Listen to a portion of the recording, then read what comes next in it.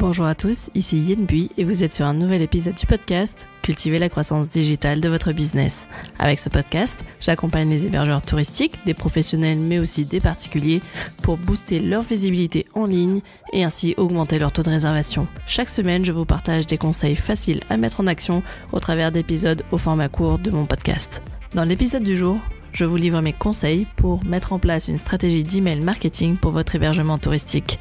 Alors installez-vous confortablement et c'est parti pour l'épisode du jour. Tout comme pour les réseaux sociaux, une stratégie d'email marketing nécessite d'innover dans les types de contenus afin de se différencier. Donc en découvrant quel email marketing vous avez envie de mettre en place, je vous dirai quel rôle il aura pour votre clientèle.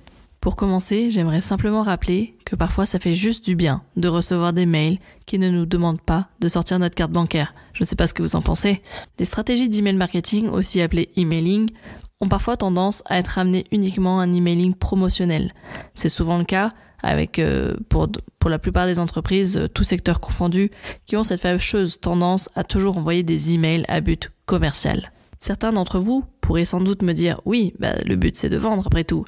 Oui, l'objectif est bien de convertir le prospect en client ou en tout cas de fidéliser un client existant. Et en disant cela, on peut d'ores et déjà détecter une différence de stratégie d'email marketing. Il existe d'autres types d'email marketing que vous connaissez certainement déjà. Certains ont pour but de susciter le désir, de mettre en évidence un besoin d'évasion, et d'autres emails ont pour objectif d'informer le client uniquement, par exemple avec une récente chute de neige en station. Voici maintenant 4 types d'email marketing principaux qui vont vous montrer qu'un email marketing n'est pas forcément promotionnel. Commençons par l'email transactionnel, ou celui que j'aime appeler le mot doux du conseiller en séjour. Sans doute les emails qui connaissent le taux d'ouverture le plus élevé et pour cause. Il s'agit tout simplement des emails automatiques confirmant le bon déroulement d'une transaction. Vous retrouvez en général l'email de confirmation de votre demande, un email de confirmation de paiement et un email de confirmation de la réservation. Ces emails transactionnels sont indispensables dans toute activité de commerce ou de réservation en ligne. Les logiciels ou les plateformes de gestion actuelles génèrent automatiquement ces emails transactionnels. Et pour autant, vous avez toujours ou presque la possibilité de personnaliser le contenu du message que vous envoyez. À mon sens, il est vraiment judicieux d'utiliser ces envois automatiques qui sont toujours, et j'insiste bien, toujours lus par vos clients qui viennent d'effectuer une réservation pour mettre l'accent sur les valeurs de votre marque. Ne vous contentez pas simplement de dire merci, pour ceux qui le font, c'est déjà très bien en tout cas, mais c'est vraiment le moment idéal pour leur montrer que vous avez à cœur de les accompagner pour que leur séjour soit une vraie réussite. Pourquoi ne pas tout simplement glisser un petit questionnaire rapide pour connaître leurs envies spéciales, le motif de leur séjour, s'il s'agit d'un anniversaire, d'une surprise ou simplement d'un voyage pour découvrir la région. Ce sont autant de réponses que vous allez récolter et qui vous permettront de mieux connaître vos clients et leurs envies et ainsi de mieux répondre à leurs attentes. Vous pouvez également les inviter, au travers de ces emails transactionnels, à consulter votre city guide, votre guide touristique en ligne, en leur soumettant le lien de téléchargement ou de les guider vers la partie blog de votre site web si vous en avez un. Et là, je vous renvoie tout simplement vers le premier épisode du podcast qui était 8 raisons d'avoir un site web professionnel quand on a une location saisonnière. Deuxième type d'email marketing, c'est l'email promotionnel ou la petite attention du service marketing pour le client. Comme dans toute activité commerciale, l'hébergement touristique n'échappe pas à la mécanique axée autour des offres promotionnelles.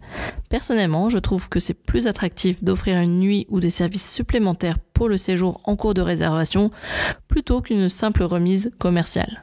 À mon sens, ça va effectivement rendre l'expérience de séjour plus riche pour le client et d'autre part, ça permettra de consulter plus en détail la liste des services proposés. Par service complémentaire, j'entends par exemple la location du linge de lit, le ménage en fin de séjour, le panier petit déjeuner, etc.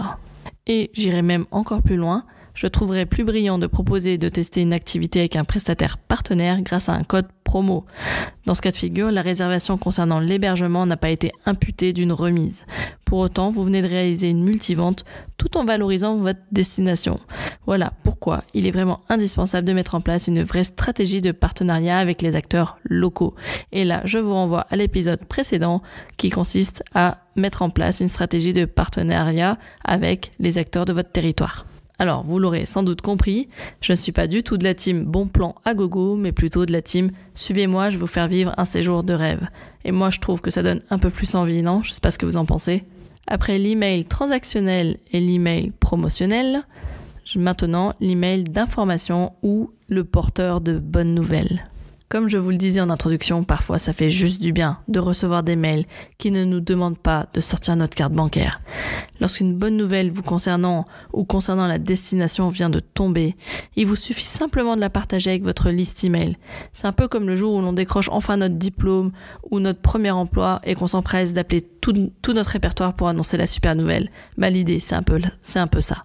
Dites-vous que votre liste email sera sincèrement autant ravie que vous d'apprendre que la neige a fait son arrivée en fanfare sur votre massif, ou encore que votre humoriste préféré va donner un spectacle prochainement près de chez vous.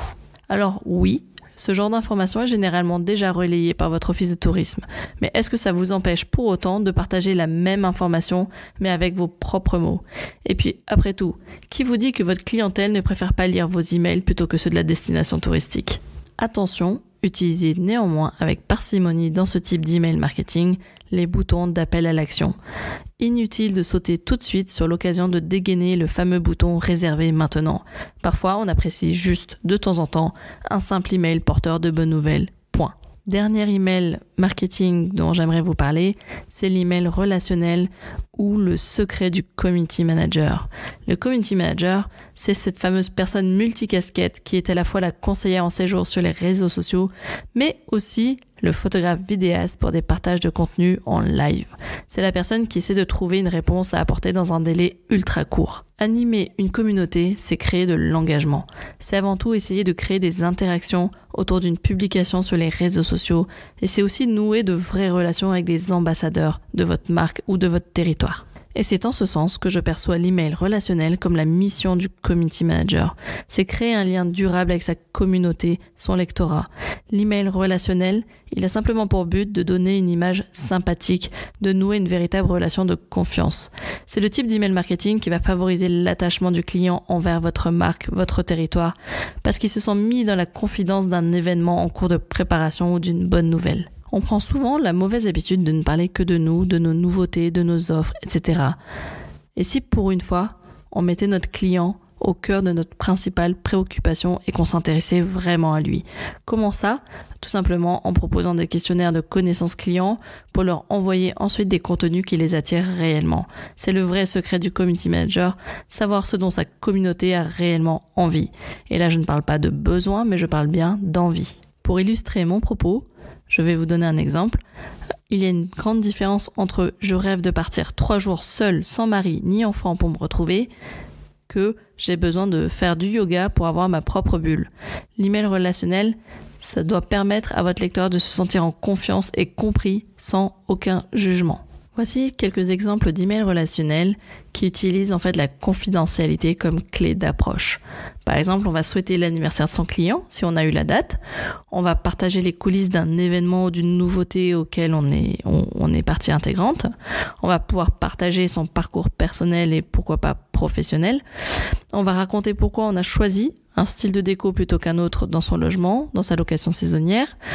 On va partager ses dernières lectures, en faire son propre retour.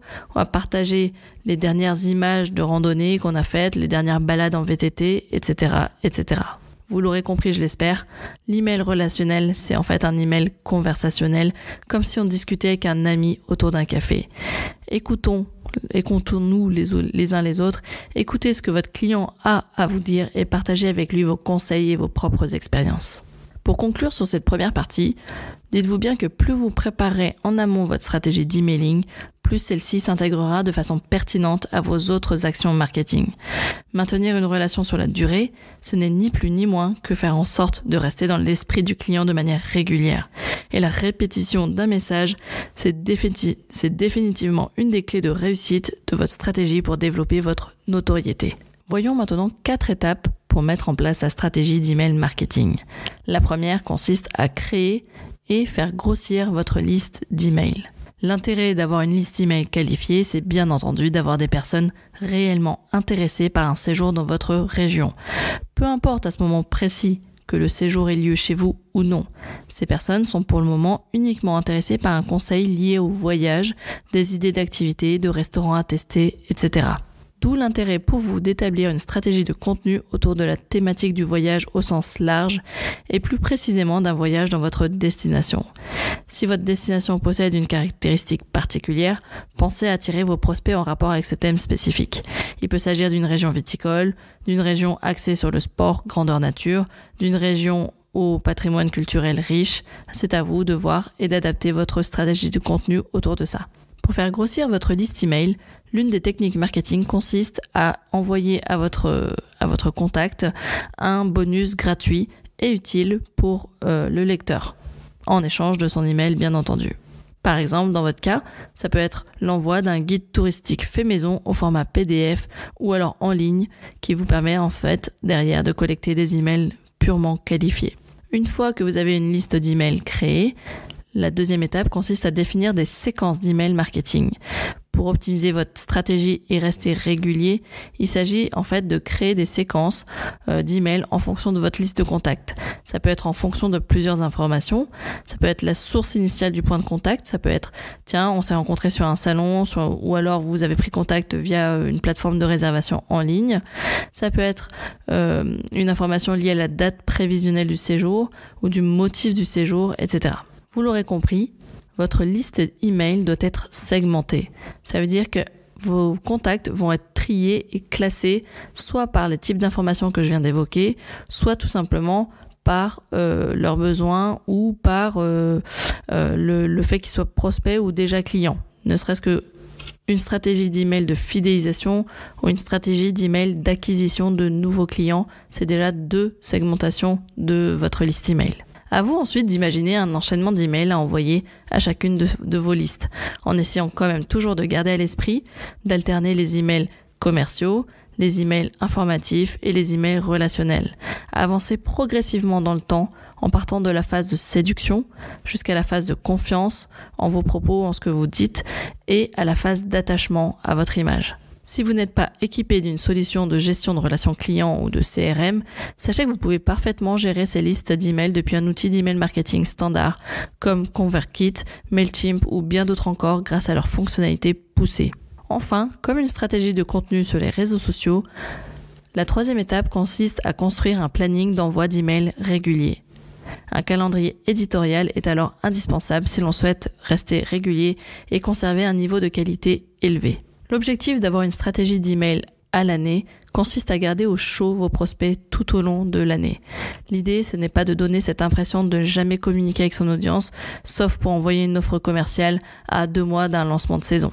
Maintenir une relation sur la durée, ce n'est ni plus ni moins que faire en sorte de rester dans l'esprit du client de manière régulière, et donc de travailler sa notoriété afin d'être en top of mind, comme on dit, le jour où la décision de la prochaine destination de vacances va être choisie. Tout comme pour votre stratégie de publication sur les réseaux sociaux, choisissez une fréquence d'envoi d'email qui vous semble le plus acceptable pour vos cibles, mais aussi pour vous, et faites ensuite en sorte de vous y tenir. Enfin, la dernière étape pour votre stratégie d'email marketing serait de tester les offres d'early booking en gardant votre audience chaude tout au long de l'année. Vous aurez ainsi la possibilité de répéter des messages au travers de différents canaux, que ce soit via les réseaux sociaux, la newsletter, le site web, vos différents partenaires et relais d'influence, etc. L'offre de réservation précoce, appelée aussi Early Booking, permet de mettre en place une opportunité de communiquer auprès de votre clientèle à plusieurs reprises sur vos tarifs. Par exemple, vous pouvez déjà la lancer à la fin du dernier séjour. Vous pouvez aussi lancer ces offres à la fin de la haute saison d'été ou d'hiver pour leur dire à très bientôt. Ça peut être aussi avant la fin de l'année pour un dernier appel ou en début de toute nouvelle saison touristique ou lors de l'ouverture des réservations en ligne, notamment lorsqu'il s'agit d'un événement. Et si avec tout ça, vous pensez que c'est beaucoup trop d'envois pour votre client, dites-vous bien que vous êtes la seule personne en fait à lire attentivement tous ces contenus. Pour d'autres, le 4e envoi peut sembler être le premier, pour peu que les 3 premiers envois aient été lus trop vite et fini dans la corbeille avec un lot d'emails promotionnels, etc. Encore une fois, il faut plusieurs occurrences pour que le cerveau d'une personne enregistre une information. La répétition d'un message est définitivement une des clés de réussite de votre stratégie pour développer votre notoriété. Est-ce que vous avez déjà vous aussi testé des emails de type relationnel? Est-ce que vous avez eu des bons retours? N'hésitez pas à venir en discuter en live avec moi sur les réseaux sociaux. Je me ferai vraiment un plaisir d'échanger avec vous, que ce soit sur Instagram, Pinterest, LinkedIn ou Facebook. Et voilà, l'épisode du jour touche à sa fin. J'espère qu'il vous a plu. Si c'est le cas, je vous invite à me laisser une note 5 étoiles sur la plateforme d'écoute de votre choix. En tout cas, ça permettra au podcast de se faire connaître et pour moi, ça me donnera un petit élan de motivation supplémentaire. En attendant, je vous souhaite une bonne journée ou une soirée, ou une très bonne soirée. Je vous dis à la semaine prochaine pour un nouvel épisode et d'ici là, portez-vous très très bien.